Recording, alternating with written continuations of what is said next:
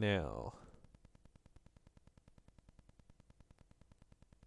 Hello and welcome to an evening with comrades. Tonight we have with us Theo. Hello. I don't see the stream up on the email Discord. Not Discord. YouTube. Oh lordy. Let's Oh, it is. It's on. It's on. well, let's roll Hello. on with Okay. the intro then. Hi. Then we also have Dip Dap. 大家好。 I'm Theo. We also have with us Pac-Man.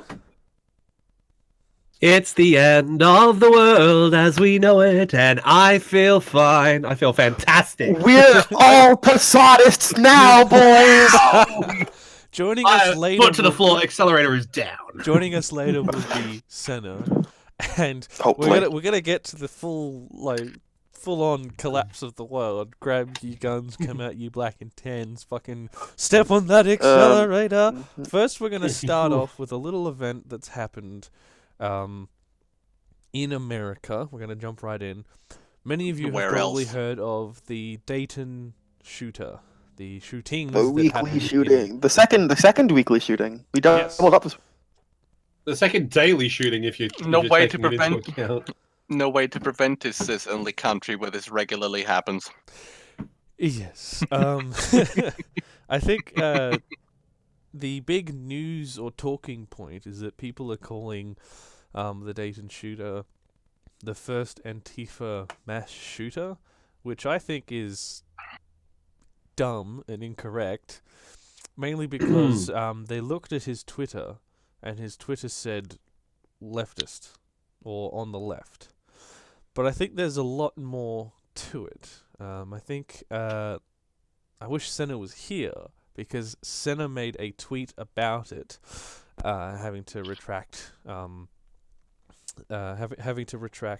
a certain tweet, and then I tweeted under that, you don't just call yourself a leftist. It's you are a leftist in what you do. You don't call yourself insert ideology here and then demand respect from it. So the question I want to pose to you guys is, what actually makes a leftist, and is the Dayton shooter even a leftist? I think that's a bit of a loaded question. Oh, it is? I mean, Yeah. That's a bit Okay. of a loaded because it implies that. Sorry, Dip Dap. Some third positionists even see themselves as leftists, and we know for fucking God's sake they're not leftists. But I mean, even I don't consider myself a leftist in the traditional sense. I think it's a bit too broad. Well, you see, I'm sort of on the fence here because, on the one hand, I kind of sort of want to say that it's a sort of designated ideological position. Like, the left is an actual thing. It is an actual political position. That's an important definition we need to make, and maybe some of his views overlapped with ours, maybe. Mm-hmm. But I also think that TK's point is very good too, because, I mean, I would begrudgingly say, and are you ready for all the tankies to sort of have a really confused moment? I would say that Stalin, for example, or Mao are leftists. I would say that. Would I say they're particularly good ones? Absolutely fucking not. But they did horrible things. But do I acknowledge some of their ideological beliefs overlap with mine? Yes. The question is, at what part of his ideology influenced his motives to conduct this activity, like to do this crime? Well, what? The fact that his sister is amongst one of the people killed is sort of an indicator to me that this is just a guy who lost his shit. Really? Mm-hmm. It's like the guy in fucking El Paso, El Paso, whatever. Scotty's going to give me shit for that later. Whatever you want to call it. That guy posted like a manifesto saying, fuck the Mexicans, fuck black people, kill everybody, et cetera, et cetera. See Kyle 88, love me, whatever. Yeah, he gave a clear ideological message. Yeah, and he went around specifically targeting minority groups inside the shopping center, right? And it was for an ideological purpose. Yeah, he was an alt-right domestic terrorist. This is not a debate. This is not a discussion. He gave himself a clear motive. Just because someone of a particular group does a crime doesn't make them unilaterally guilty. I think this is the American mentality over race rearing its head. Quite honestly, it's this subconscious thing that America has sort of built into its people, where one black person commits a crime, so all black people are criminals. But if a white person commits a crime, oh no, it's that one guy was bad. And it's the same mentality. The left wing or minority groups or activist groups, for example, such as a person who claims to be a leftist, like a leftist commits a crime, all leftists are evil and stuff. But if a right-wing white person commits a crime, can I interject here for a moment? Just one madman. Go ahead. Yeah, go ahead. This is something that goes very far back in American history, and it's always like this sort of, blanket statement is always limited to people who are at the time seen as, a problematic group of people, whoever that may be. For example, in the New York of the mid-19th century, Irish people were heavily marginalized, like Irish immigrants rather. People that fled the famine and whatnot were pretty focused. You had riots, and people basically looked at those riots and went, "Oh, it's the Irish. They're coming here, destroying everything." And it's something that I think that the tribalistic mentality comes from, like, America's, like, deep-seated, that sort of pick a side mentality is so Americans love an easy answer. Yeah, it's also just ingrained in the political system. Like there does seem to be a very there's the American way, and then there's every other way, and the American way not is just correct. not just that, it's also just like you're either a Republican or you're a Democrat. If you're neither, people will just call you an obstructionist idiot that is in the way of things getting done and whatnot. Americans play life like a football game. Can you elaborate on that analogy, because I'm a bit It's lost? one team or another, and if you don't have a team, then you're lost. Oh, life is in life in general, not life the board game. Yes. No, they play all of life like a sports game. Our team has to win, because if our team doesn't win, we lose, and we cannot allow that to happen. And Americans take any loss of their perceived team as a personal loss. This entrenched politics as well tends to really stunt or be a roadblock to any sort of political change, because you have the DSA. The DSA started out looking like they were headed in the right direction. They're like, no, we are the Democratic Socialists of America. We are Democratic Socialists, and we are going to support the Democratic Party's candidate. Like, okay, but here's the thing, right?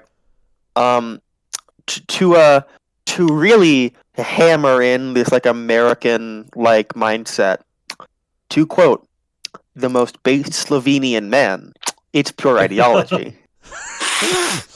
It's pure fucking ideology. Yes, you see. Try to explain to try to explain. This is a thought experiment. You can try this on Twitter. Try to get an American and explain parliamentary democracy to them, how parties work and how they interact with each other, how coalitions happen and how they function, and they will be completely confused. Mm-hmm. They'll look at you like you're an idiot. Not like an idiot, but like, wait, what do you mean? Like, more than two parties? What? Not just that. It's like, well, but how does anything ever get done if there's, so many different small factions?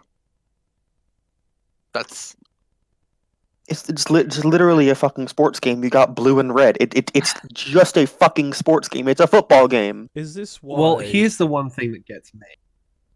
Who wants to go first? TK, you're the host. You go first. Well, I was going to say, is this why people jumped on trying to attach a label to the Dayton shooter and the shooters in general?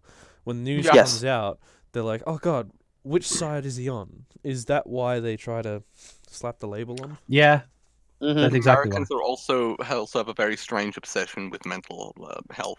Yeah, Like, this is, you but and only if they're white though. Yeah, Yeah. it's like Another thing though is if they don't apply the same logic when it's convenient to them, i.e., Yeah. police. yeah. Just a couple bad apples, guys. Guys, Well, come you on. I think in Look, your analogy, the police to them is the referee. Mhm. Yeah. It's a But good it's point. sort of like if the referee went up on the field, looked at a player, and shot him in the face, and it's like, no, guys, it's okay, he's the referee. He should have He just Yeah. knows the complied. rules. He should have complied to the referee. Yeah, but this You is should have taken the red card. You know, I wanted yellow to say about that is like the one thing that concerns me is that how to put this. All right, now I know. When you've got Americans, the one thing that always makes my blood turn cold, and I don't know if you guys have the same one, it's when reactionaries and conservatives, when you bring up the actions of the US government and what it does and how it steps on the democracies of other countries in the world, how it violates the civil rights of its own citizens, how every time it does something wrong, and you make the claim and you make the argument, oh, this is anti-democratic, this is going against the Constitution, this is going against what America supposedly stands for, conservatives will turn around and say, we're not a democracy, we're a republic. As though it's some catch-cry answer. As though it's some excuse. It's okay that we're being fascists right now because we're not actually calling ourselves a democracy. So it's What it fine. It's a dog whistle, Peter. What it really It is is. Yeah. People are dying. I don't care. Yeah, exactly that. It's all it is. And it fucking drives me insane every time I know hear why. it Because they drop the mic as though it's like some catch-cry answer. Haha, gotcha, libtard. the problem is it sort of is because they are not operating on the same scale of moral compass that we are. In the way that we see the world, the preservation of human life is our ultimate goal, ultimately. The preservation and Hey, improvement of the donation! Thank you, Zordon's back! Thank you, Zordon. Woo! Yes, Oh, man, no. he's just chucking cash our way. Jesus Christ! No. You do realize, Zordon, you are supplying the great TK Jones with pizza, so he can pursue his weekend. Also, Scotty's in the chat. Scotty's in the chat. Hi, Scotty. Hi, Scotty. Hi. No, where was I? Right. It is this. The thing is, they do not operate on the same level of where they are morally than we are. They don't have the same moral compass. When we, talk about politics, our ultimate goal, through whatever, things might come in between that, our ultimate goal is the improvement of the quality of life and, the creation of a system where people can live properly. And a lot of things like liberals, conservatives, blah, blah, they're overly concerned with the natural state of things. It's like conservatives will argue with you, about, oh, this is just something that is. And their argument isn't, this is good. Their argument is, this is natural. But as a socialist, as a communist, we don't care if it's natural. We care, is it good? Is it good for the people? Does it work? Nature doesn't equal if it's natural doesn't mean it's ideal. No, it doesn't matter what you do, everything is natural. So what we do would also be natural. It doesn't matter. Everything is natural. This idea of naturalism versus non-naturalism is not good. Everything is natural. Cities are natural because it's what humans do. Yes, but when conservatives talk about natural, They are talking yeah, I about know. what happens when you do nothing. Mm. That's not Mhm. natural. That's called something different. It's called Called complacency. yeah. That would be It's the called word. fuck you. It's called fuck you. I got mine. Yeah. I mean, seriously, this is the thing that gets me, and I think as cringeworthy as it is, I do think the Democratic Convention. I don't know who said it, but there was I think it might have been Elizabeth Warren. I'm not sure. Said a very good point, which might have been taken directly out of a socialist mantra, which was surprisingly enough, which was and the quote was directly, "I don't know when being president of the United States meant talking about everything that we can't do," and I was looking at that. That is the entire conservative platform. It's all conservative politics is literally standing up there and saying why we can't do something. Socialist politics and progressive politics is about what we can do or what we can try to do. We are trying to change the world to a more equitable system. And Yeah. we're just, and all conservatives do is drop this roadblock in front of us and says, well, this is a problem. We can't solve this problem. Well, we're trying to solve it. It's not just that. It's that they don't want to solve it. They Yeah. look at inequalities in society, and to them, that is the state of nature. And because That of is that, natural it hierarchy. has to stay that way. Anything that changes that is messing with the natural order of things or whatever. It obviously doesn't really make sense to, people like you and me, because in our core axioms, that doesn't fucking matter. So, You know? so now that we've got some proper definitions on conservatives, left, right, and whatnot, is the Zordon in the chat. Actually- It's literally just biblical stuff. When they think it's God ordained how the world is. Yeah, I actually have a response to your initial question, TK. Mhm. The What was my Shooter? initial question? Sorry. what if the shooter was a leftist? But I say no, he is not, for the specific reason that his core axioms operated on two reasons actually. His core axioms, if you look at the stuff he wrote and believed in, his core axioms aren't about, really about changing things. There was a lot about how, this is actually not the way, it is natural, but another big thing, I know they're gonna lynch me for this, but Trotsky wrote, his pamphlet on terrorism, which lays out why individual terrorism is pointless and why we as a movement oppose and condemn it, because Also, Our- oh, go ahead. Sorry, I thought you were done. we're not trying to, when Nazis do terrorism, their purpose, their goal is to frighten and terrorize people and just strike fear into people's hearts. When leftists, perform acts of terrorism, as we would call it, it's usually about disrupting an oppressive infrastructure or whatever. Like the attack say, on that ICE HQ. It doesn't target a person; it targets an institution. yes, that institution can be represented by a person. If you like the Tsar. Yeah. But another thing I want to say is okay. So pose a question: is a third positionist a leftist? No. I think everyone would say no. So we can see just by that economics alone does not a leftist make. No, I think the core axioms of believing in change and believing that we can make this world better, just that sort of, we add, and not drawing borders between, arbitrary borders between people based on things, because those borders are made by human culture, by human society. They're not something innate that we cannot, break down. Are you saying we The idea live in a society?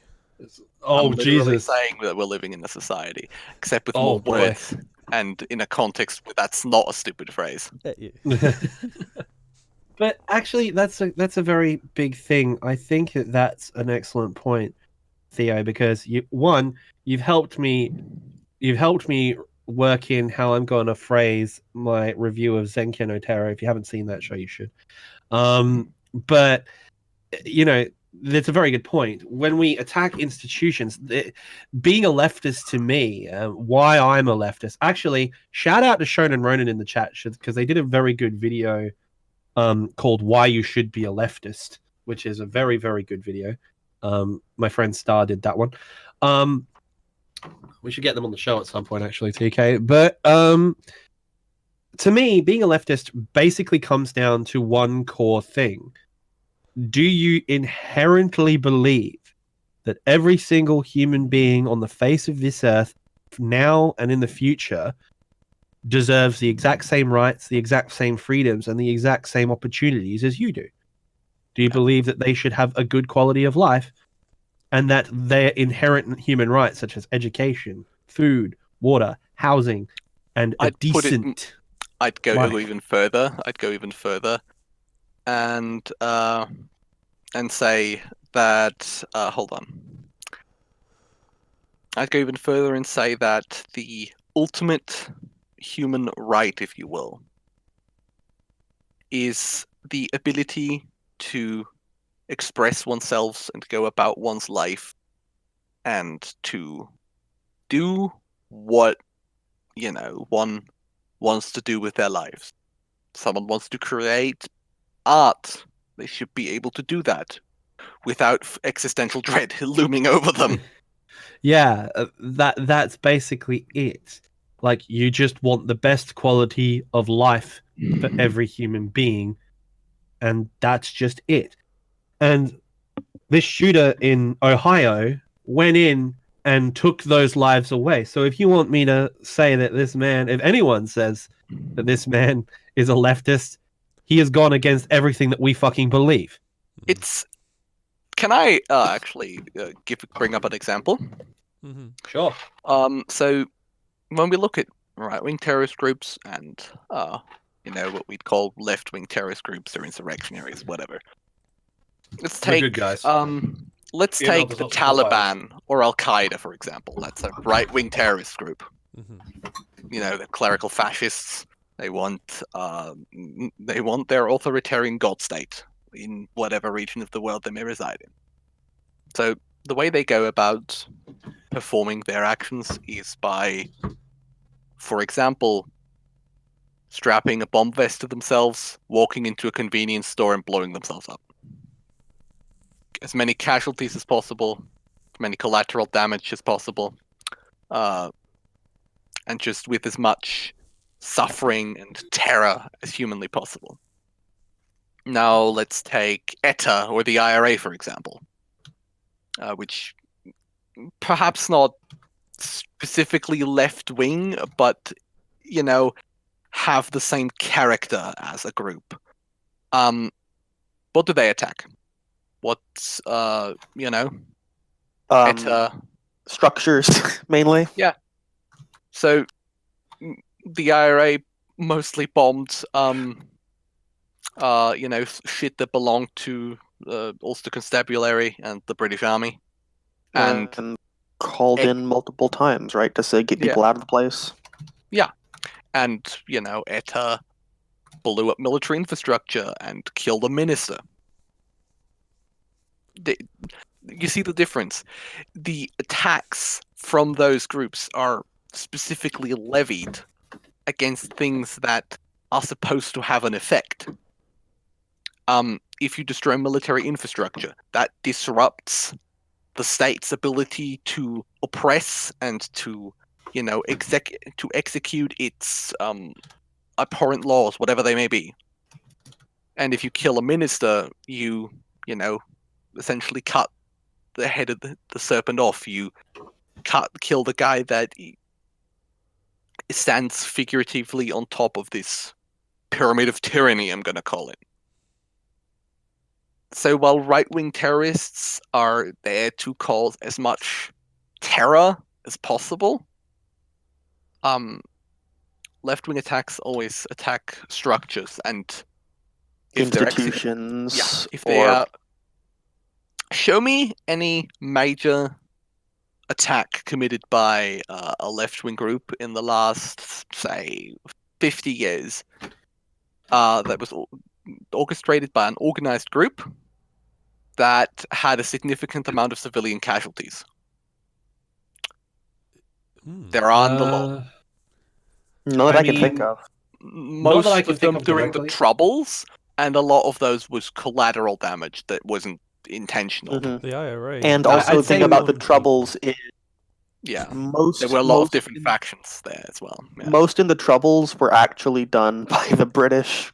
yeah. Yeah, and Yeah. you- Loyalists. it's and also whatnot. maybe I Yeah, think a loyalists. couple of If you ask the But- same question about, say, right-wing terrorist groups or Islamic terrorist groups, which is really the same thing, but you know. What were you They gonna they say, are the Pac-Man? same thing. I was gonna say the only sort of left wing terrorist groups that I can think of in recent times who have been a bit problematic in their military conduct are some of the Italian ones. But then again, that's probably the Spartacist League, and let's be honest here. They support ISIS, don't they? Yeah, critical support for ISIS against American imperialism. That's all we're gonna say about that. We've got a That's question. That's in all we the have to say chat. about them. We've got a question in just the wanna chat from finish Zordon, up. who says, "Are you suggesting left us are just better at being terrorists?" EML No, does we not just- support violence. Don't support violence. I think they have very Me and different James have purposes. insync. They have very different purposes. When Al Qaeda commits a terrorist attack, it is to hurt people, to make people fear them, so that they will, not go against them. It Mhm. doesn't always work. That's why the Blitz failed, for example. If the IRA blows up a military convoy, it's because they don't want the British to prevent them from going about their lives, from living their lives in freedom. Because do not. Their purpose is to disrupt the activities of an oppressive state machinery. That is the purpose of their organizations and attacks. Nazis just want to cause terror and fear. I was going to say, TK, if EML, I agree with Zordon. If EML starts a franchise, like a franchise for Teespring or whatever, that should be on a shirt. EML does not support violence. I would buy that T-shirt. Well, Oh, wait. well, We've said that TK? already. TK? I think this is a good point, maybe, to move on to the next topic. Well, no, TK, what about a thing? A thing? Well, From a certain person? Just before we move on to the next topic, I want to remind everybody to like and subscribe, to check us out on the Discord, and to check out the description, because there is a new link that links to a T-shirt that you can buy that says EML does not advocate violence, and it's available. Oh my god, is that actually a thing? It's real. We have T-shirts now. And it's through that's Thanks, Crypto. Thank you to Crypto, who's done this and set this up. I've gotten my shirt ordered. Smiley, actually, a friend of ours, has ordered his shirt. It comes from small all the way up to 4XL. It looks like it even comes in a hoodie variant as well. That's very nice. Guys, just so you know, guys. The moment that you told me that was a real thing, I am currently on the website right now ordering my T-shirt.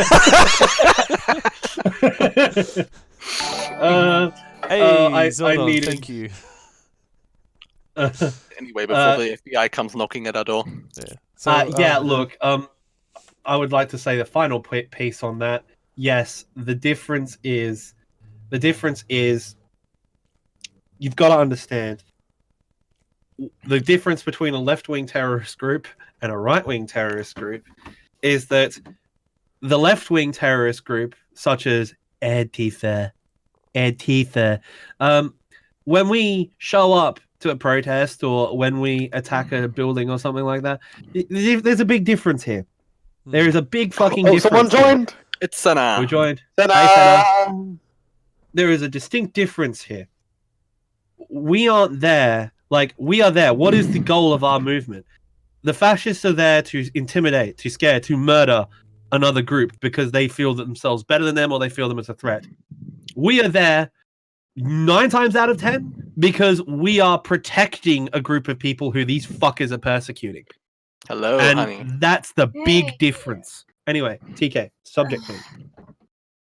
Yes. I am so sorry that I am so late. I slept a ridiculous amount of time for some reason. No worries. It's all good. Welcome, Senna. Thank you for coming on. I think. So, Senna, are you going to order a shirt? Order a shirt. Get a shirt. From where? That's the question. We now Crypto. have Elders Not Support Violence t-shirts. Oh shit! Yeah, I gotta get one. Crypto made it for us. Thank you. Your order is confirmed, and your order reference is CAWY9. You probably shouldn't say that out You loud. shouldn't say that out loud. Oh no! Come on. Beep, This is my order reference. beep. Oh god. So yes. There you go. Hello, my current coordinates are map grid. Charlie. Hello, my social security number is. Come to my house and Hey. fight me. I am at such and such address. Come Fascist, to my house and fascist, fight me. I Get will- the strap. If My any bank of you pin. fascists want to know where I live, just message me on Twitter. I will give you an address. We will meet with swords drawn. Alright, My- before we Fight end up any last doxing one of- ourselves. My bank pin is 42069. Before we fully dox ourselves, again, thank you. Did to you say everyone in the chat. 42069, Theo? You fucking god damn it! Thank you to everyone in the chat, especially to Zordon for super chatting and giving us money. Thank you so much. If you want to talk more about any of the subjects that we've mentioned tonight, you should come to our Discord. Yes. And I'm just using the thing to put into the chat a link where you can come and join us and chat to us on Discord. So, moving right along, as Becco would say. I really hope this shirt. I really hope this shirt arrives on before the EML meetup next week. It won't, but I wish it did.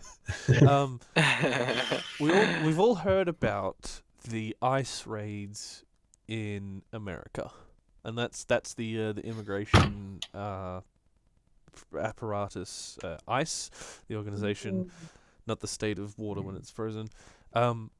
These raids, or there was a raid at a factory that scooped up about 680 workers who are now set to be deported. Their children came home from school to empty houses because all of their parents have been detained and they're about to be deported. The thing that really puts the cherry on this shit-layered cake is that the ICE raids were targeting workers who won a discrimination lawsuit. Yeah. Mm-hmm. And the only person who wasn't scooped up in this big raid was the owner of the factory. Really makes you think. Something smells fishy. Yeah. Can I start us off? Yeah, go ahead. Oh yeah. Yeah, go ahead. Yeah, like in these raids, you try talking to them to most Americans. What's the response you usually get? Oh well, they should have come in legally. Yeah, they've broken the law. And this is what we were talking about earlier, there's Harper. No, this is Yes, don't mind my dog. She's just barking at old ladies down the street. this is what we were talking about earlier. Like, we have a different core axiom than they do. They think this is deserved because they broke the law. Our argument is, I don't care if they broke the law. They have the same rights as I do by merit of being a person that is capable of thinking and feeling. That law is unjust, and They think in terms of nations, tribalism. They think in terms of us, they. We don't do that. When we look at the world, it's groups of people that, may be separate in one form or another, but we still are all equal, and we all have the same, rights in those regards. Critical support for Harper against boomers. Fuck's sake. I mean, she does like one boomer, and that's my mom. Like she cries when my mom comes home.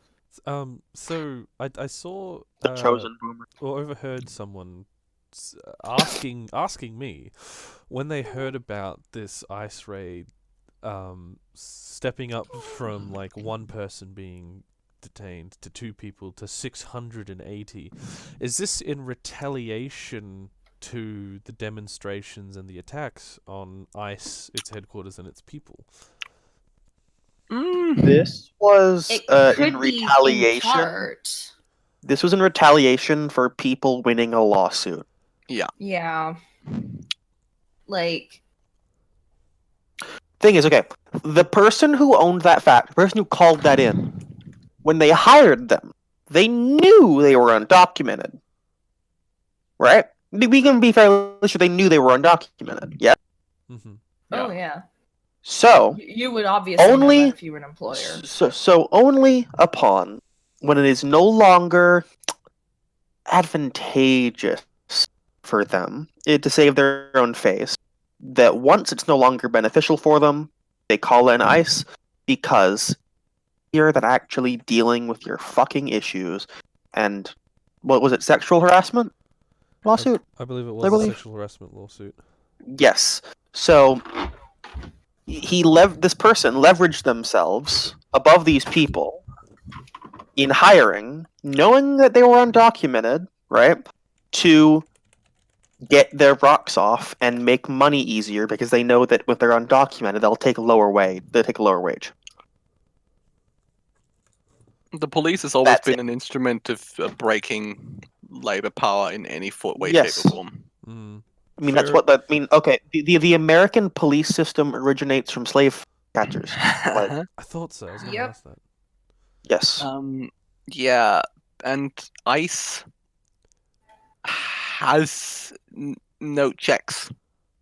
There is Yeah, no no checks. judicial body that watches over ICE, which is against international law, I would like to remind you. No Mhm. armed force is by UN law, like by UN decree rather, is allowed to just operate on its own with no one watching over them. In every other instance, say the German police has the BK, Bundeskriminalamt, watching over their actions. Even though the two are intertwined and often cooperate, they are tasked with, if they were to just walk into someone's home, detain them for no reason, and then shoot them, the German Mhm. police will get in trouble. The American police won't really, but that's because they never wanted to follow this decree. Mm. You can It's- see that from the moment it was passed. The US protested it, that decree. They unequivocally just want a force with which they can do whatever they want. It sounds like Oh, this yeah. ties back into the mentality of the American people. When you say to them on Twitter or face to face, not all of them, of course, because Senna's here. Hey, how you doing, Senna?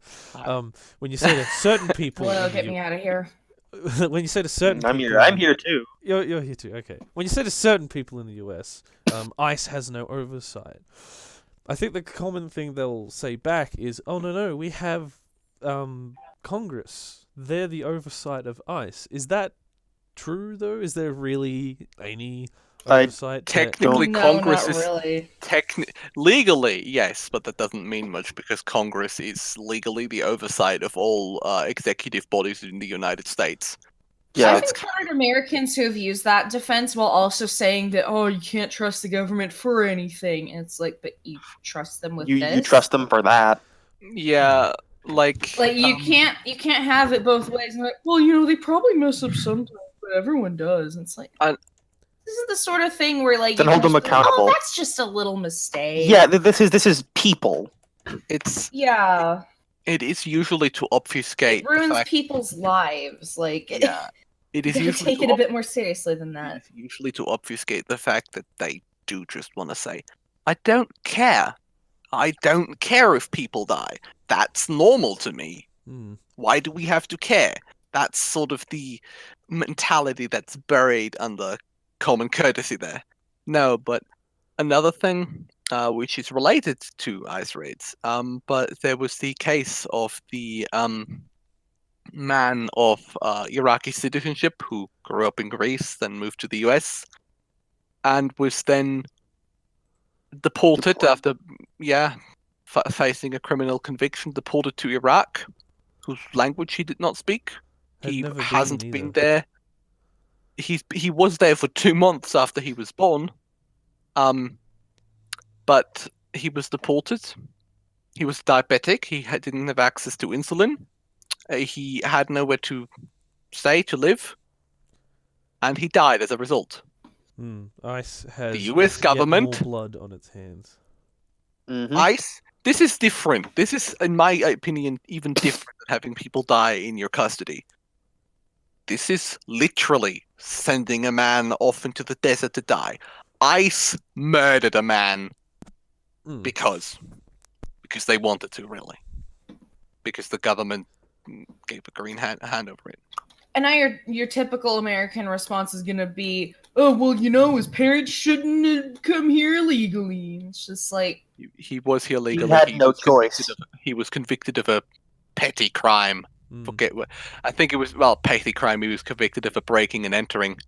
well, But he shouldn't have done that then. And it's just like, how do I put this? Like, this is always something I struggle to try to explain to people. Do we have the death penalty on burglary now? Yeah, like well, they don't care because the guy isn't white. Yeah, I think That's what they want to say. They just know that they'll get shit on if they do say that. It's also the knee-jerk reaction to, defend Mhm. what the U.S. government is doing because, again, tribalism. it seems like a lot of people in the US are It's what you. stuck working. It's what you said earlier, Dip. It's what you said earlier, Dip Dap.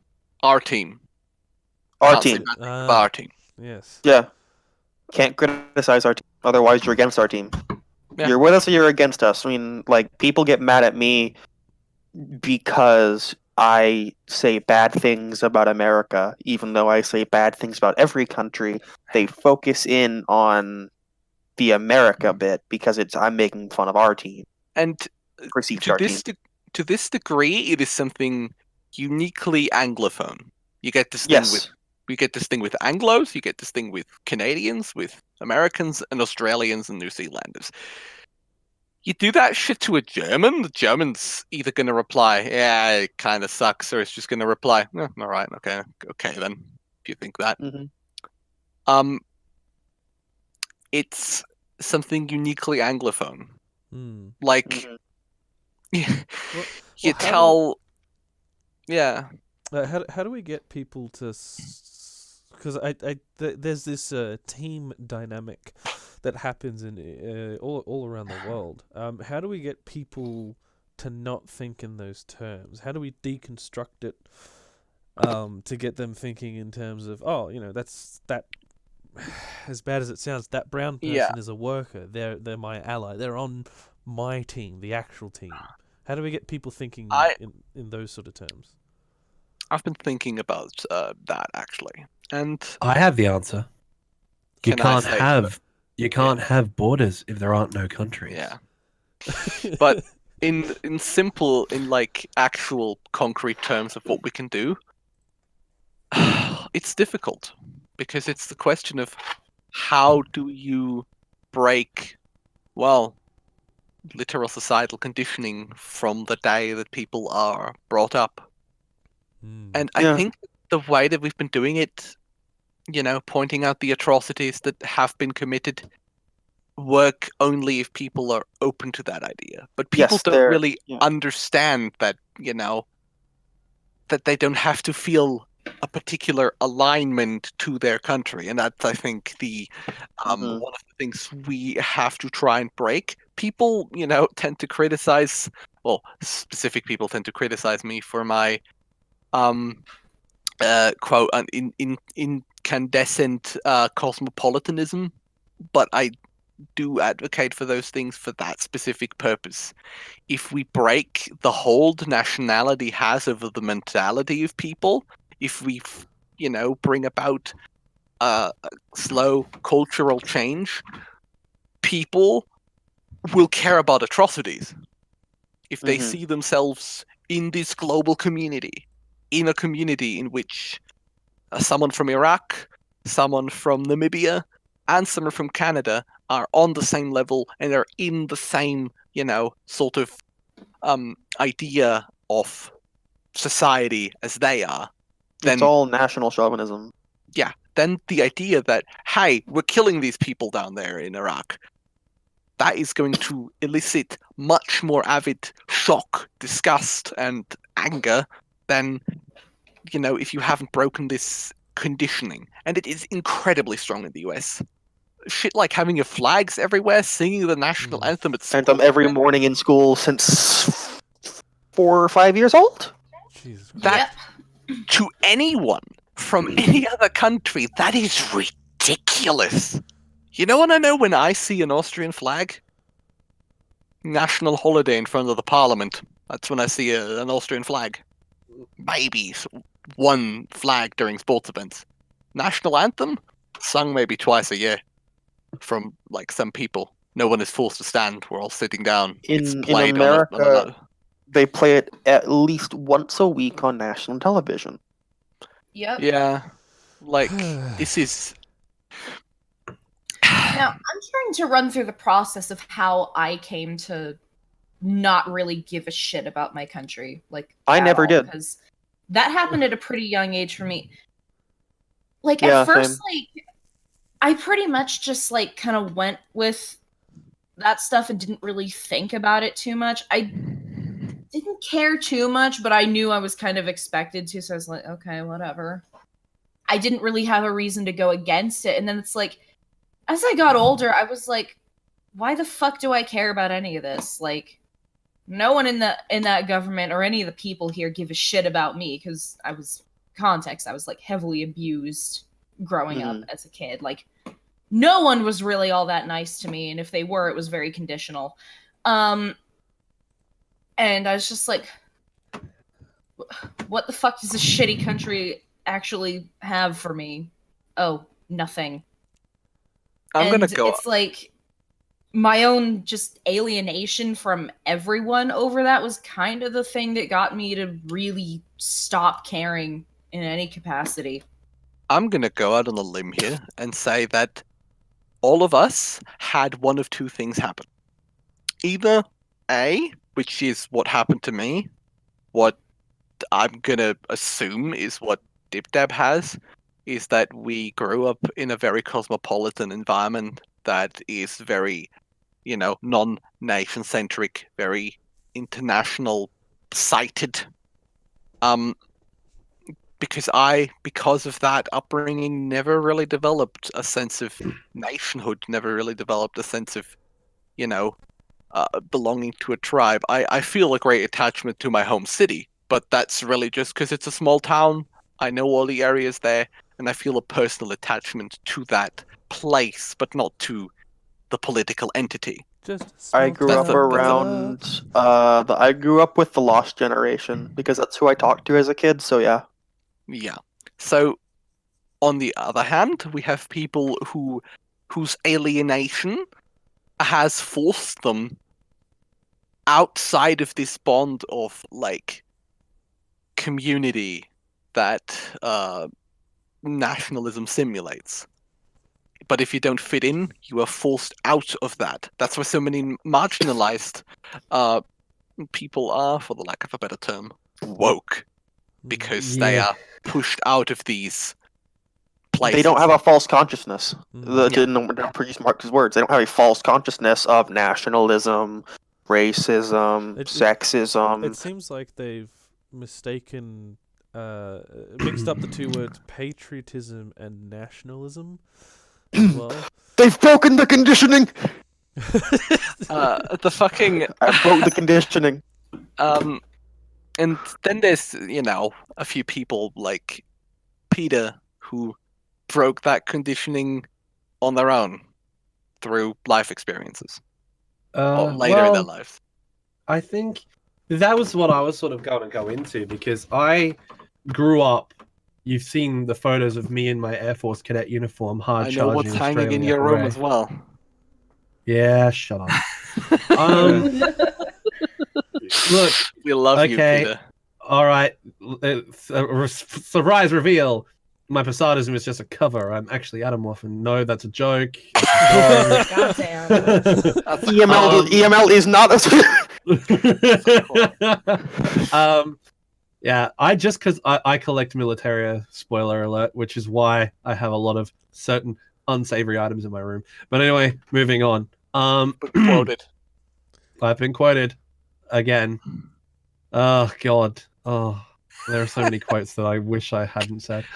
But no, I grew up like believing in the Australian ideal, and I was sort of go back to where they came from.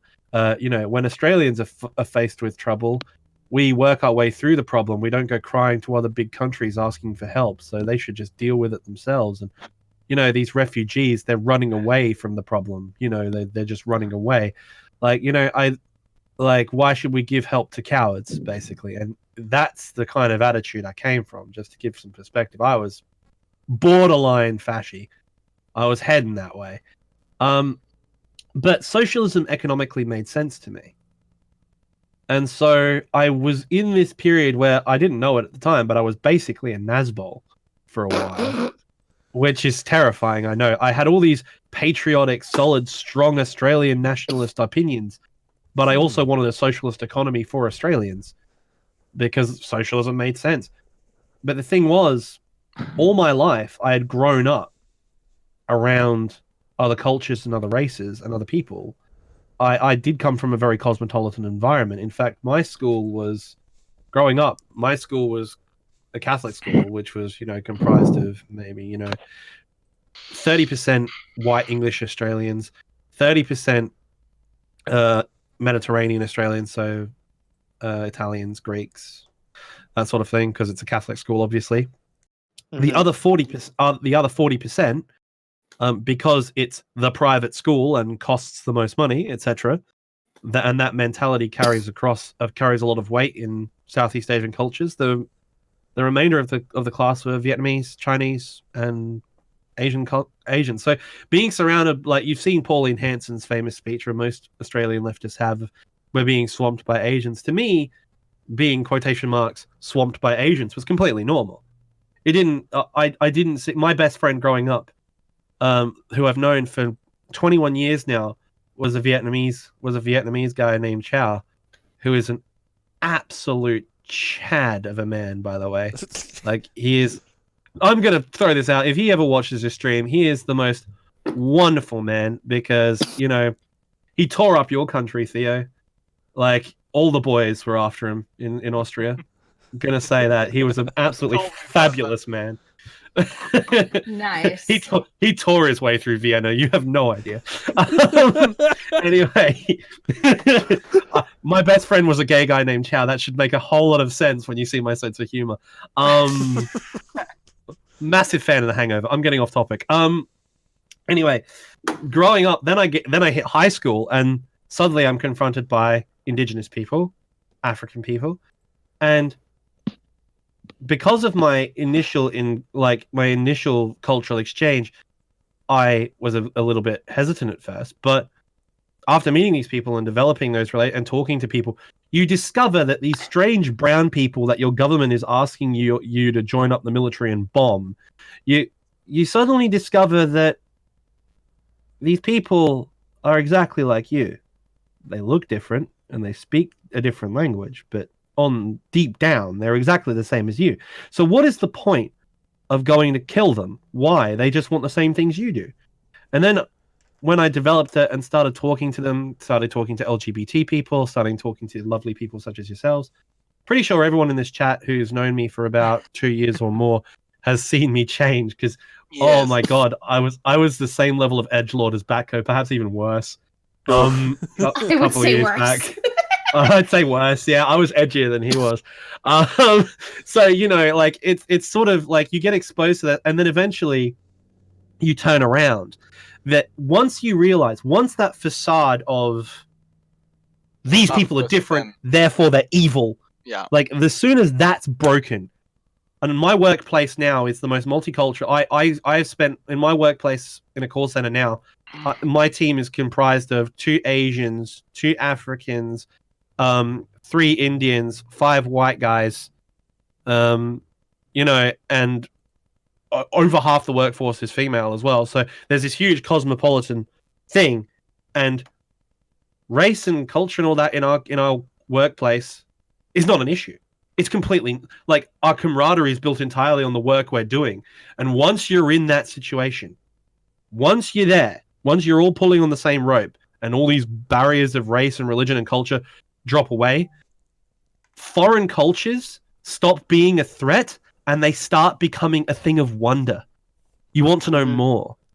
And that's the moment. That's it. And I'm gonna jump into a segue right here.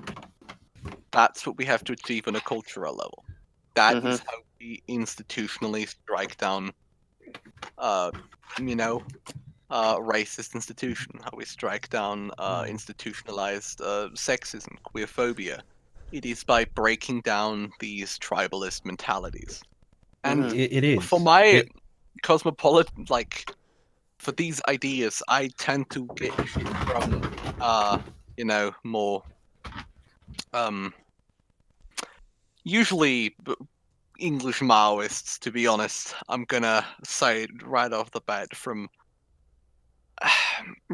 Jason Unruh wannabes, basically, who tell me that it's incredibly racist to, demand such a thing. And it's not, I'm telling other people that they need to give up their cultural identity or whatnot. It's not even your culture that I want you to give up. I want you to give up your ingrained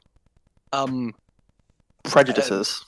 your ingrained prejudice and your ingrained allegiances, right?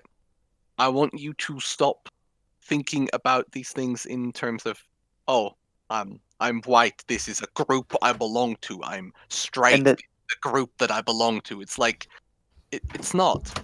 If you think about this in terms of grouping everything up, then you are going to have friction, structural problems, because other people are going to have to band together in order to stand a chance.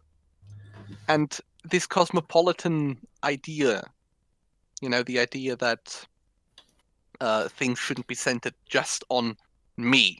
Things is all of us. A reminder as well. A reminder. Don't you talk about these cultures?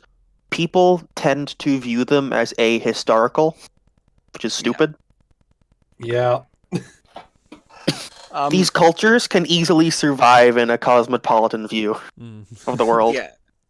It's look. I'm the most cosmopolitan woman you'll ever meet. The thing is, still enjoy going out and having a fucking schnitzel or whatever. I mean, I'm not gonna lie. I do kind of like a good burger. It's like you don't have to give these things up. You have to stop essentializing and fetishizing them. You have to stop seeing the world in essentialist borders that you draw up between people, and just sort of think of it in individual terms. And once that is achieved on a societal level, that's when we live in a society. Oh boy. That's when we, people always talk about, can't just strike down racism. Yeah, because you have to influence the culture. And I think once that is what we should focus our, main educational efforts on spreading these ideals, through. I'm a big fan, for example, of communal parenting and whatnot, and these ideas need to pervade society from the ground up, and because this is how you break these conditionings. That was your question. How do we break this, conditioning of I don't care? I think Like that, by directing. Can I just finish my sentence? Yep, then we can move on. Go ahead. By directing the mindset away from me and us, and more about all of us, directing our mindsets outwards. That's how we can. That's what we have to do. That's how we have to. Yeah. All right. Anybody else quickly before we move on? Any last words? I would say, I would jump in. Yep. I'm jumping in. I think on the thing of cultural identity, I think in Australia, despite everything that's going on, I think, I don't know if TK will agree with me, but I think from my experiences in the Australian workplaces and the Australian schools, the sheer nature, like, unless it's fostered by people like Blair Cottrell or Pauline Hanson and those fucking scumfucks from up north, don't even get me started. Unless it's sort of harness and fast, and there is a small branch of alienated, angsty white guys who hate the world. America is not unique in that respect. I've noticed that the racial divide between Australians in the younger generations, like our generation, TK, is starting to collapse.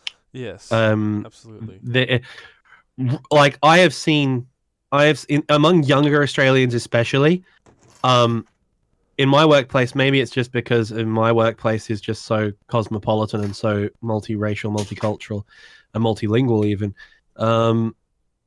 is because you sort of the ultimate thing in our workplace that we do not tolerate, that is grounds for instant ostracization and instant ejection from the workplace. And I will not lie, some of us even hang up on customers, is racism. We have zero tolerance for it. We will not accept it.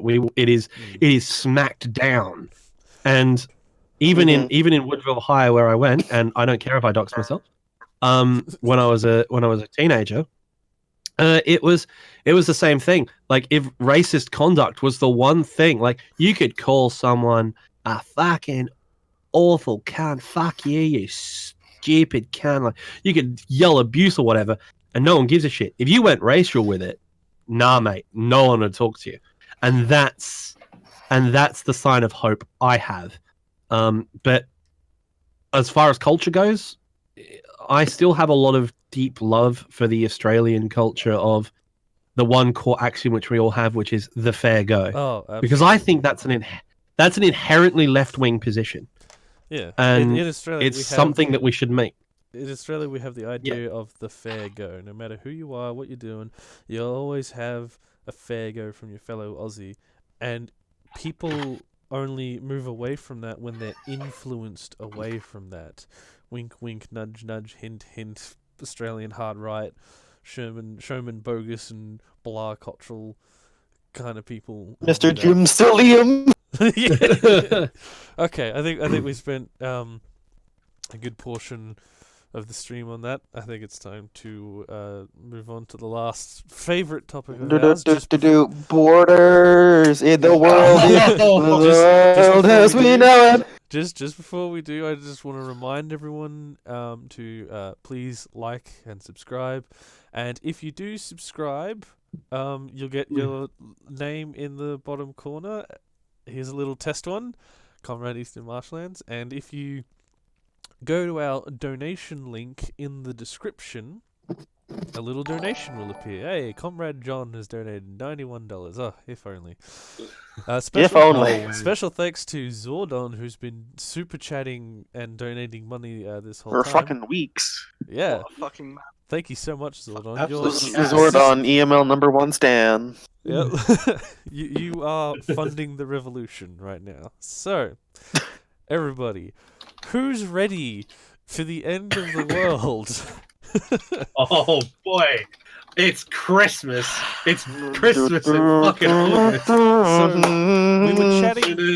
We were chatting before we went live about an article that I'll actually put into the chat about how India has annexed or is going to annex Kashmir and bring back partition. Dipdab, could you update us on this? Okay, so it's proposed to reorganize the state of Jammu and Kashmir into 2 union territories, the Union Territory of Jammu and Kashmir and the Union Territory of Ladakh. Now, this would be under lieutenant governorship, and it would include Leh and Kargil. I'm not the best with India. My focus is East Asia, not South Asia. This is a little bit iffy. It, to my understanding, it's direct rule of Kashmir from it's the wet dream of Hindi nationalists. Oh boy. Mm-hmm. It seems like they're ending Kashmiri autonomy. Now this is coming from our fucking demon that runs India right now, Narendra Modi. Modi is a fucking nightmare. Holy shit. Okay, so in the early 2000s, there was when Modi was just the governor of Gujarat, there was a big riot that had women in the streets raped and killed by Hindi nationalists. Now, he did nothing about this. Modi is now Prime Minister of India, and he's playing right into those Hindi nationalist fucking wet dreams because they are annexing Kashmir. They might be going into conflict with Pakistan soon because Pakistan is prepared to fight. Guys, right now. Just so you know, both Pakistan and India have nuclear weapons, and this is making me excited. Do you know what country? Do you know what? Okay, Pac-Man. Do you know what country supports Pakistan? Oh, the United States of America. Supposedly, anyway. Not what I'm talking about. I'm talking about China. Oh no! I'm waiting. I'm waiting for. China will grow larger. Sorry, what? Zhongguo. Also the Russians, because they want to increase their influence in South Asia. Mm-hmm. So, Mr. Modi, Mm-hmm. just saying, Uh-huh. what happens if you, one country of admittedly a large population, goes to war with the 3 largest superpowers on the continent? The Well, fucking piece of the earth. what's going to happen if Oh my- Russia, if the Russian Federation, the People's Republic of China, Of China and the United States of America roll up to your doorstep? What if you wanted to go to heaven, but she said Kashmir and Jammu? it would also fight. What if you wanted to go to heaven, but she said your social credit score is too low? You know, I mean, Zhonghua. the Chinese government does regulate who's allowed to reincarnate, but Yes. Zhonghua. Hold on. Wait. Modi's gonna get assassinated, and it's gonna be, what if you wanted to reincarnate, but the Chinese government said All right, everybody. your social credit score is too low. Everybody, sing it with me now. Sing it with me now. 夜下无风荡，一没道明有几生灯活，没有几手当，没有几生明灯活。火。 Okay, Every time. 共产党得有你名度。Also, only bro is correct. 大中国, or no, it'd be 大中华.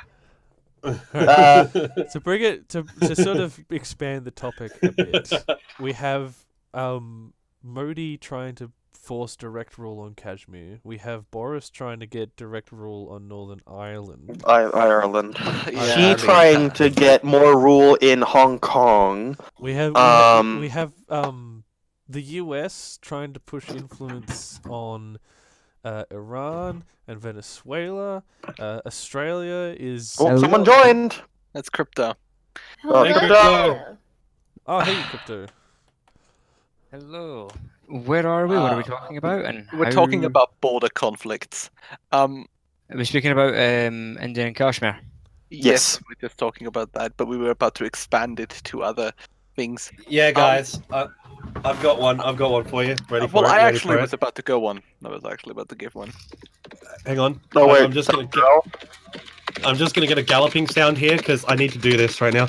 Oh no. The Dengists are coming! The Dengists are coming! Sorry, I had to do that. Carry on. And how they're going? Yeah. So it's been very quiet, but the Italian government under Salvini is, after the elections, if they do well enough, considering to put South Tyrol under direct rule. Now, a bit of history. After the First World War, the Kingdom of Italy annexed the territory of South Tyrol, which, fun fact, split the state of Tyrol in half, in like two parts. There's East Tyrol and just Tyrol proper. They're technically the same state, but they have no land connection. But anyway,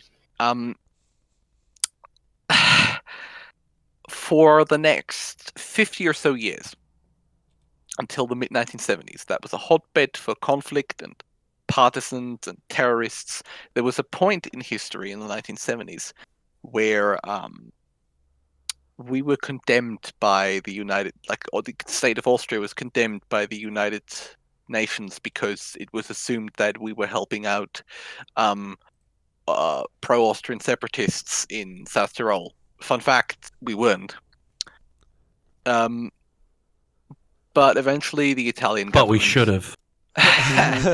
Eventually the Italian government resolved the conflict by saying two things. Alright, first off, we're both in the EU now, so open border, yay, you can just walk across.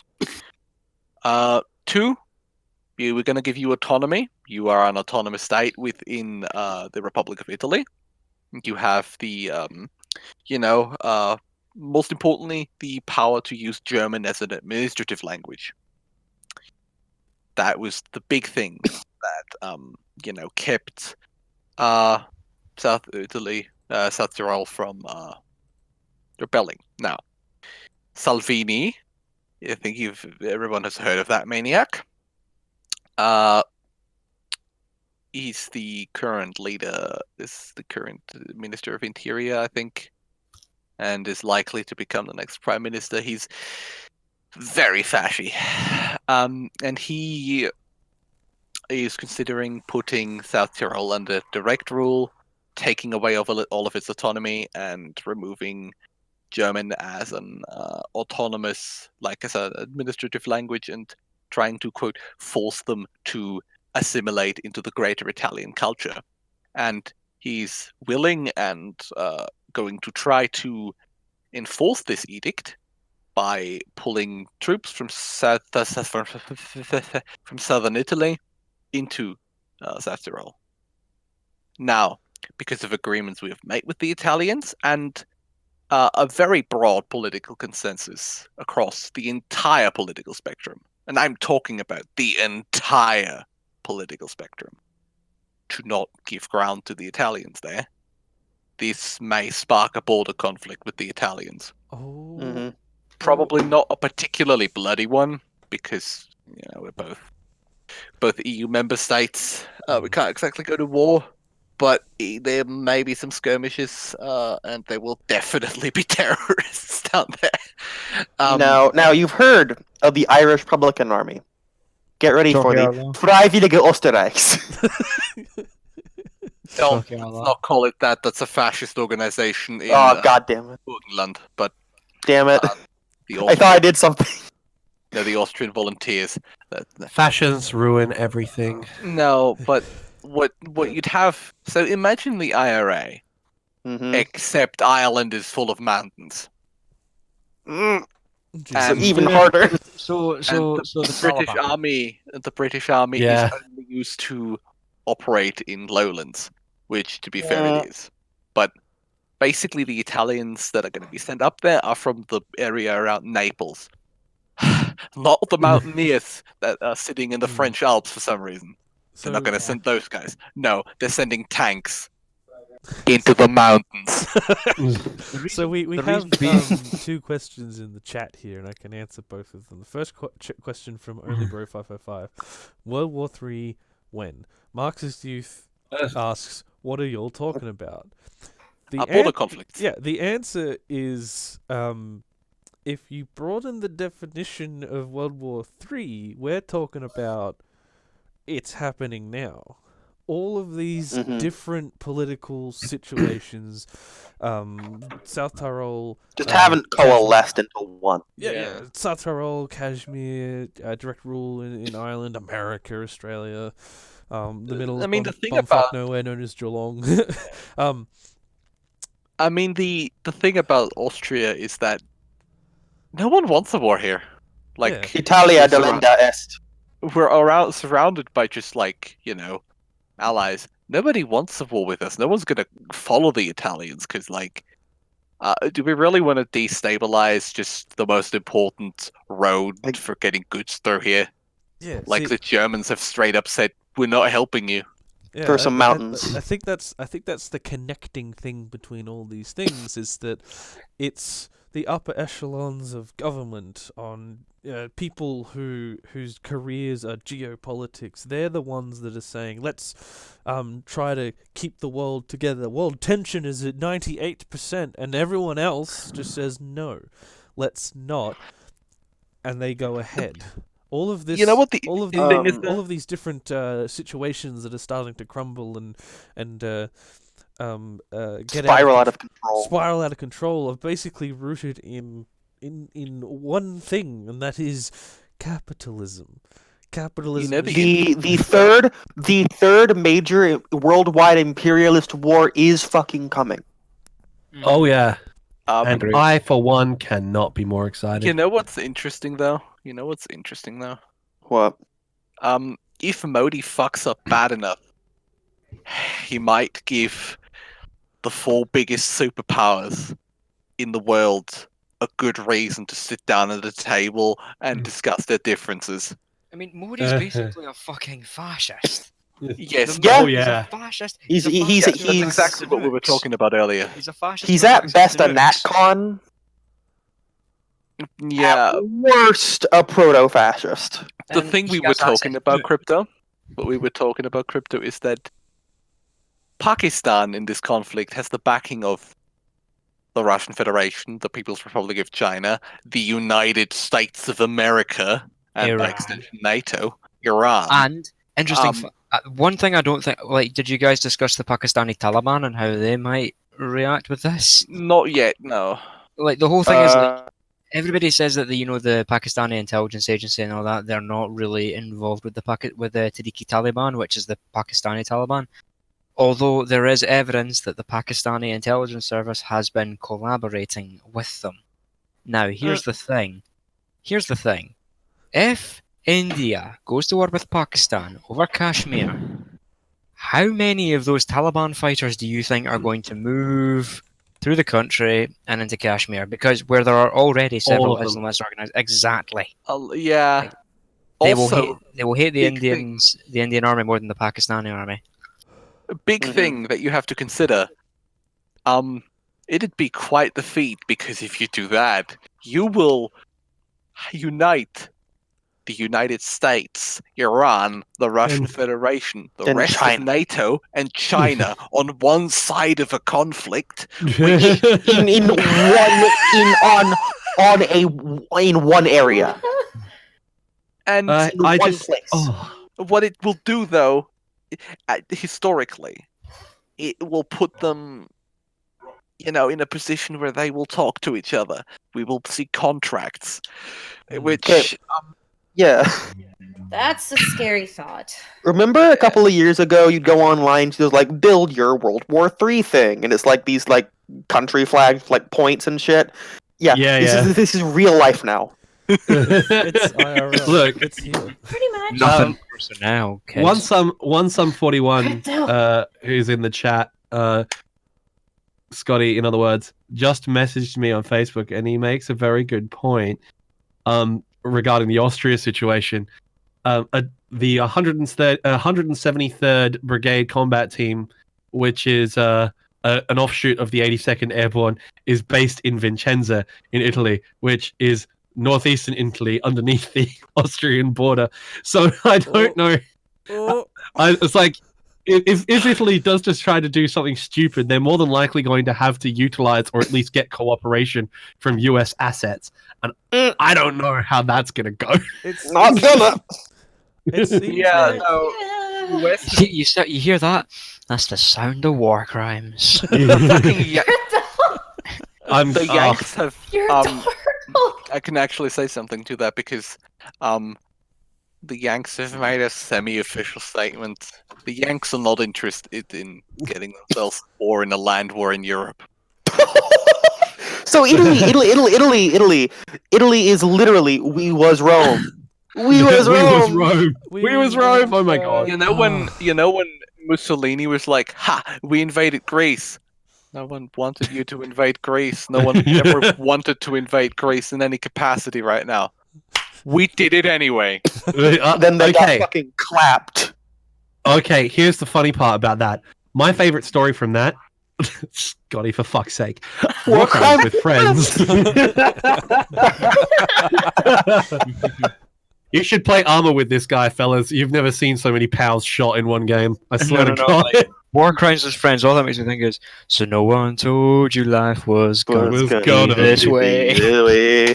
Bang, bang, bang. No, okay, so the funniest thing about this whole situation is I just look at it and go, right, somebody's going to decide to press the button.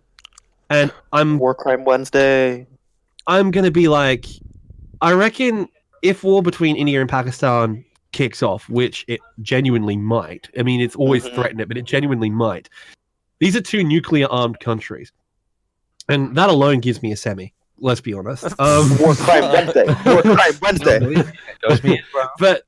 But in all seriousness, I find the whole concept of both Italy and fucking India. Like, to give it a bit of perspective, there's a great book by an author called James Holland called World War II in the West, A New History. And he talks about the logistical operations of the Italian army during World War II.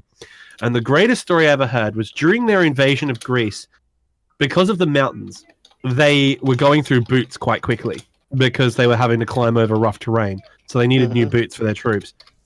The Italian army sent a huge consignment of boots to their divisions in the field heading into Albania. And, of course, into Greece as well. They got the boots. They were all left-foot boots.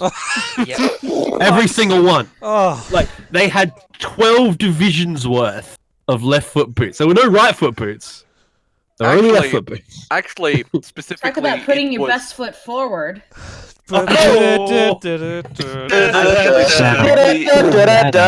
Sad. because there were 20 because there were Hey, 12 don't you divisions, dare try and dom me on live stream, you fucker. 12 divisions worth of pairs of left foot boots. In other words, there were 24 divisions worth of left foot boots. Oh, God. Yeah, in good that point. shipment. But it's just the idea of that. Like, some leather maker in fucking Milan has pumped out all of these fucking boots. without raising the question. No one's ever thought about it. Okay, so to bring it back a little bit, all these different situations around the world, it isn't just geopolitics. We have workers trying to fight against wage theft. There's coal miners that are blocking coal shipments from a bankrupt coal mine. You've got hospo workers simply trying to get their wages back from their stingy boss in a restaurant, and some other interesting third thing. Where do you think we as the left, finger quotes the left, should we start fighting back against this societal collapse, and if so, where do we start? Press the button. In chat from, I don't want to say the name, but Prager Bussy. So Italian soldiers can't dance. Right. Hold on. I have In terms of, something to like- say to this guy. Hold on. Go ahead, Crypto. In terms of like the whole, trying to save society from collapse and stuff like that, I would argue that just the whole point of revolution is that revolutions don't come from good times, and to be quite honest, I think what we are witnessing now, as we've discussed earlier on, and in previous installments, we are in the capitalist crisis that Marx foretold. Trying to save it from that, trying to save it from that is basically just, and in my opinion, I don't think we can. How would we be able to stop it? How would we be able to stop it? We just have to take advantage of it. Yeah, take advantage of it, use it to our advantage, try and swing it in. Like, obviously, I'm not sure it's going to start in a radical leftist direction. It probably won't. Erection. Okay, EML does not support violence. A radical EML does leftist not support direction. violence. But the whole thing is, We already plugged the shirt. oh, did you? Oh, okay. Yes. But yeah, I think to fight back against a collapse. Yo, what's up? My computer just crashed. Oh, Oof. Oof. but yeah, You to- see, to Crypto, fight- what you just said there. You said there that it won't Guys, start a let him leftist finish. erection. I'm just He's been saying. trying to speak I've already for a got while. one. Could you let him finish? It's already started. I mean, I think it's already started several leftist directions. Ho ho! Yeah, the whole thing with like, I don't think we should be fighting against it. I think we should be fighting, like within it, if that makes sense. Alongside it. Yeah, like don't swim against the tide, swim with the tide.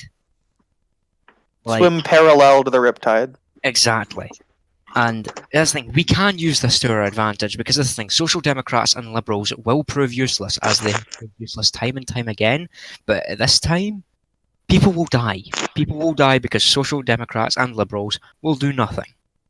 Mhm. And I think that will show them out for what they are, more than anything else, more than anything that's ever happened in the past. And it is our responsibility and duty as leftists to ride that riptide. I mean, people are already dying because of it. Exactly. Yeah. And like, this is the thing. People, when it starts becoming more and more and more, and you start hearing about it more and more and more, and the numbers start climbing, then we will have to like push forward into the fore, because the social democrats and liberals will be rendered useless, as will probably be the case in the American election next year, where Mhm. Biden is the favourite to win the fucking nomination. Oh no. Mr. Poor people are just as smart as white kids. No. I mean, rich kids. You tell me who is going to win an election between Biden and Trump. Trump is going to win. Exactly. I love Exactly. Trump. Do you, I'd probably vote for Trump over Biden, and that's saying something. do you Just think because I I want think to. most vote Americans Trump. would. Do you I think vote a second Trump. term of Trump would actually help accelerate the problems, or would too many people be If you hurt if you if before you we could take help the them? Zizek position of that he's kind of the removal of the human face of neoliberalism, because Democrats like Biden, Republicans like Bush, Democrats like Obama, they were all liberals with a human face. Trump is literally a liberal without a human face. He is an embodiment of what the system is at its core and nothing else. Yeah. Now, I think something that we need to also consider is that, like, yeah, there's not much point in trying to stop the process itself of what's going on, but we should try and do what we can to prevent people suffering from it as a result. Absolutely. We should help people whenever we can, because otherwise, are we really any better than them? At least to anyone's perspective but our own. Absolutely. Do we really look any better than the people who are leading this sort of cause and want this to happen for their own selfish gains? Because we should try and help the people involved. One, it's just the right thing to do. It doesn't need more justification than that. Two, it makes us look not like, fucking opportunists who are just trying to take advantage of this for our own gains, which I feel like is going to be a popular opinion. Absolutely. It's what And leftist insurrectionaries have always done in situations of war. It's try to minimize the casualties, civilian casualties, in their attacks first of all, and also in their attacks of other people. You know how in Iraq, when there's battles going on, you will have left-leaning groups organize evacuations before an upcoming battle. Unless you're Stalin. We have a question. I said insurrectionary groups for a reason. We have a question from OnlyBro555. Another question is how to build a mass movement of at least 40%-ish of the population before things are too late. That's not how mass movements work, really. And before, like, here's the thing. Before any, fucking wide-scale repression, no, it's not happening. And to be quite honest, I think having anything before any wide-scale repression would be detrimental to our cause, because it would literally just take over Mongols and stock dems. It'd be opportunism. Exactly. And the whole thing is, like, in my honest opinion, and it isn't really a popular one to my knowledge, mass movements are really overrated. With mass movements. So Hot takes what from mass Crypto. movement actually means specifically, if I may, Crypto. Go for it. Mass movement doesn't mean you get a shit ton of people together. What it means is that you need to influence society on a base level and not just on a surface level. You need to influence the way that society, not just society, the way that, populaces think about things on a cultural level. Because when you influence cultures into certain directions, that's when you can build stable revolutionary movements and not just successful ones, because that's, important too. Yeah, the whole thing with, my idea of a mass movement, from what I've heard and from what I've learned is, basically things like Occupy Wall Street, Extinction Rebellion. Now, the thing that these groups have in common is a great deal of corruption. A massive umbrella is cast out. Because here's the thing, the really annoying thing with mass If I may movement... ask, what makes them mass movements in your eyes? Well, I mean, Occupy Wall Street covered the entire world in the space of, how many months? I think that kind of qualifies as a mass movement. Well, yeah, sort of, but it didn't actually seek to change cultural outlooks, which is kind of one of the big outliers. No, it didn't, but it's. I'm talking about the wider, not just the leftist interpretation of a mass movement, but the wider interpretation of a mass movement. The interpretation of mass movements that most people follow, that is a group or an idea or a movement that spans worldwide. Yeah, that's what I'm talking about. You're talking about definitions. Okay, I was confused because Yeah. Those are two very different things, Crypto. Yes, but I'm speaking about the idea of a mass movement that most people will think of when they think of a mass movement. And the whole thing with Occupy Wall Street is that it casted the net so far to include people from the fucking centre, like liberals, and even libertarians like fucking Alex Jones and Tim Pool, came from the Occupy movement. Now, Yep. here's the thing. Do you want people like Tim Pool and Alex Jones attached to our movement? Oh no. No, we don't. And that's the thing. The thing that annoys me is that a lot of radical leftists will be so willing to cut the throats of other radical leftists based on fucking tendencies, rather than, and then extend the arm to social democrats and liberals. It should be the opposite. We should be cutting off social democrats and liberals from the arm, building our own movements in conjunction with fellow radical leftists. No, liberals. I think I was going to throw Liberalism, this in there with combat crypto. liberalism. Yeah, anti-avian gang. I was going to throw this in with crypto. I saw a meme the other night that was probably the most heartwarming thing I've ever seen, in a way, which it's got a picture. It was that, sort of that sort of, I can't remember, I can't describe it. Anyway, basically what it said was is it's got a picture of the guy, being all peaceful and chill about things. And then it's got a guy holding a gun ready to shoot somebody. And the meme's title was seeing my fellow tankies criticize anarchists. Yeah, we're just gonna chill. Let this sit. This is pretty funny. Seeing liberals criticize anarchists grabbing the gun. You what, mate?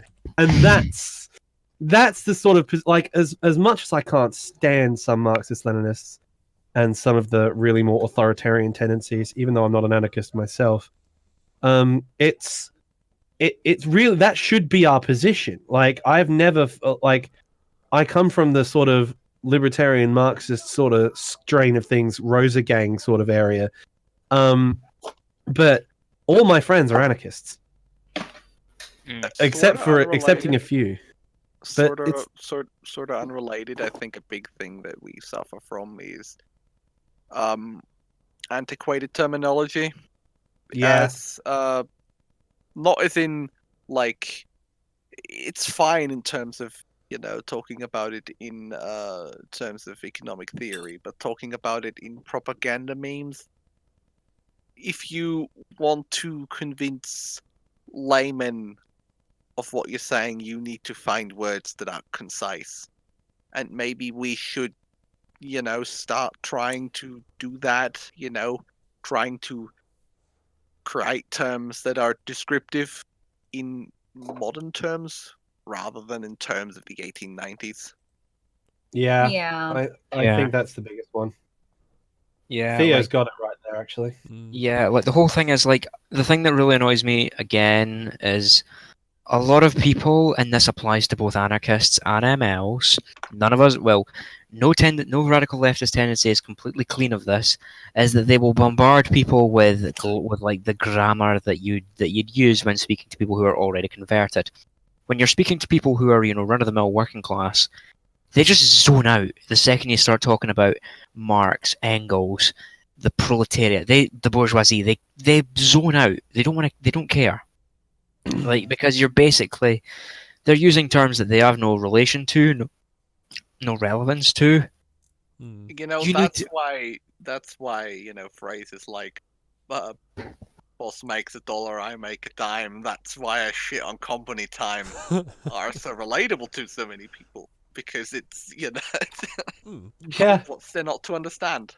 That's the thing. I talk to customers in the same vein at work whenever I get the opportunity. I put it into simple language of how the basics of economics work, and like the crisis of capitalism. I always make the joke, but I actually did it. I actually did explain the labor theory of value and how it plays into the iPhone I just sold somebody in simple language on a phone call. I actually did it. And why her buying this iPhone would be so much more effective if the people who made that iPhone and me, the person who sold it, received a more direct amount of money, because then we would have the ability to spend our own with other workers and stimulate their side of the economy. I explained that to them in simple terms while I was processing the order, and they fucking got it. And that's the thing. Jesus Christ. All right. Yeah. It's a simple thing. So we've been going for a slightly I extended make period on this. last point? Perhaps Can I- we should get ourselves some last words on this topic before we go. Yeah, can I? So, what I want to point out is that layman's translation are, of course, not a substitute for economic theory. I do want to point that out for, the economists of the present and the future. It is very useful for them to continue using and learning these old, definitely antiquated labels and terms.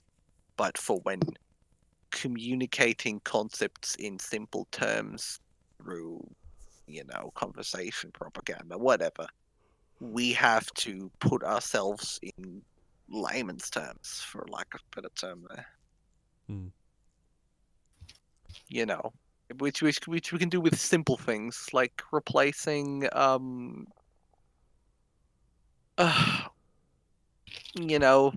Talking in terms that people will understand. yeah, just describe things. Describe what it is. That's what I usually do. Boss That's makes what we a do in dollar. German. I make a dime. That's why I set off the nukes on company time. Yeah, that's Oh. Press Which the is right. button. No, let's move on. Right. So any last little plugs before we go? I would like to say, just with relevance to what we were talking about earlier, Mhm. forgive me, I'm eating. If you have comrades in the UK, did I say comrades? Jesus fucking Christ! Yes, you Um, did. Oh Right. You boy. bastard. If you have comrades in the UK or in any of these countries where shit is looking like it's going to kick off really, really soon, if you have the capacity to and the ability to, start organizing places for them to go to, like if they need to get out, if they need to go somewhere, or if they need to move to a place. Basically, treat it as people treated Brazil as people treated Brazil when Bolsonaro got elected. Form these rat lines to bring people out, give them a place to stay, give them a couch, a blanket, give them food. Just make sure you've got your comrades have got a place to go to. Finally, I know this is going to sound fucking cliche, and I don't really want to bombard everyone with cliches, but what I will say is, the night's darkest before the dawn. The bad times are going to spur our movement on. They're not going to be pleasant. There's going to be a lot of unpleasant shit to happen. There's going to be a lot of nasty shit. We're going to see a lot of bad stuff. Mhm. But in the modern era, we will succeed. This too shall pass, and we will win. I shall defeat the Anglos with chicken nuggets and my Leave big ISIS to me. I love you, honey. Okay, now I would just You like do, to say David. I hate to be a contrarian, but I'm going to have to contradict Crypto because Okay. the night will not be darkest before the dawn. The bright flash will illuminate us all, and we shall be divided Hail and Posadas! united in atoms grey. Hail Posadas! Long live Comrade High Commander. What Um, a fucking nerd. All right. In all seriousness, I did have a chat with Comrade Communicator, believe it or not. Posadas Rebel News. Check him out. I did have a chat, and we were working on a plan. That perhaps we could solve this issue and bridge the divide between us and our sea comrades if we actually nuked the ice caps and accelerated global warming. We could bring the coastline closer. Right. We could swamp all the major that's trade enough. centers, collapse Right. capitalism, Peter, and occupy Wall Street with dolphins. I'm gonna have Peter. to. This is a cap plan. All right, I'm gonna have to cap it off here. Come So on. be sure to follow everyone, all the guests on Twitter. Their Twitters are below their icons on screen. Don't forget to like and Yes. subscribe to stay up to date with everything Eastern Marshlands. Come join us. Check out our Patreon. Check out our Patreon. Buy a shirt. And yes, Buy a shirt. buy- Give TK Pete some money because he's the one that uses all the money. And give crypto drinks money. EML does not support violence, but EML does not support violence. But That's right. but EML does support you spending money to buy our shirts. So buy our shirt because buying a shirt is Buy- supports. I remember like an old reference from like old YouTube of buy my shirt. Buy my shirts. Yeah. Want to join my free gift card giveaway? All right. Thank you. I want to thank Senna, Theo, Pac-Man, DipDap, and Crypto for coming on. I want to thank Oh wait, everyone. TK, before we end the stream, August 17th, Melbourne. August Check us out. 17th, Melbourne, Fed Square. We're doing it all over Speaking again. of- EML yeah. meetup. Speaking of which, these two geniuses, that being Senna and Crypto, are gonna be over here in Austria next week. So Yeah, so if anyone is able to head over to that region of the world, you guys get to see how hideous I am in person. Won't that be exciting? You'll puke Same. everywhere. Same. Crypto, no, Yeah. you're actually handsome and cute. Shut the fuck up. So as I mean, was I saying, just want to see Crypto standing in the middle of the center of Vienna or something, just in a kilt, just the one guy. Fuck it, I'll bring a Yeah, I'll bring a fucking bag the picture rest- with me as well. he'll just So be there in a thank you to kilt. everyone The in the rest will be chat. naked. Thank you to everyone in the chat for joining in, especially Zordon for donating. Thank you so much. That helps us. It goes a long way. Thank you all for coming, and good night. All right. Bye. Cheerio, Yeah. Trust, Chin. Right. Fuck